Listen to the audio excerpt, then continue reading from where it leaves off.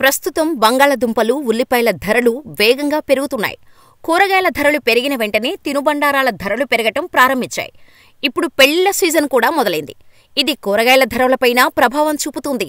అంటే రానున్న కాలంలో సామాన్యుడిపై ధరల భారం మరింత పడబోతోంది. 2023-24 సంవత్సరానికి ఉద్యానవన పంటల ఉత్పత్తి తగ్గుతుందని కేంద్ర వ్యవసాయ మంత్రిత్వ శాఖ అంచనా వేయడం కూరగాయల ధరలు పెరగటానికి ఒక కారణం. 2023-24లో ఉల్లి ఉత్పత్తి 254,73,000 టన్నులు కాగా, గతేడాది 302,08,000 టన్నులు. ఈ ఏడాది మహారాష్ట్ర, కర్ణాటక, ఆంధ్రప్రదేశ్, రాజస్థాన్లలో ఉత్పత్తి తగ్గే అవకాశం ఉంది.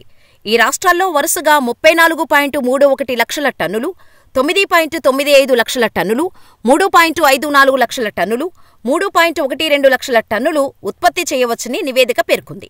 నేషనల్ కోఆపరేటివ్ ఎక్స్పోర్ట్స్ లిమిటెడ్ ద్వారా బంగ్లాదేశ్కు 50,000 టన్నుల ఉల్లిని ఎగుమతి చేయడానికి కేంద్ర ప్రభుత్వం అనుమతినిస్తూ శుక్రవారం directorate general of foreign trade notification జారీ చేసింది. దీంతో శనివారం కూరగాయల మార్కెట్లో ఉల్లి ధరలు ఒక్కసారిగా పెరిగాయి. మార్కెట్లో క్వింటాలుకు ₹200 నుంచి ₹300 వరకు ధర పెరిగింది.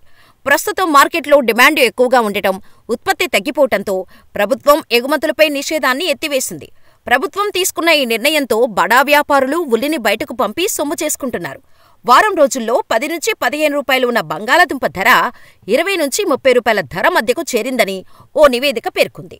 ఉల్లి పరిస్థితి కూడా అలాగే ఉంది. ఉల్లి ధర ₹15 నుంచి ₹20 వరకు, ₹30 నుంచి ₹35కు పెరిగింది.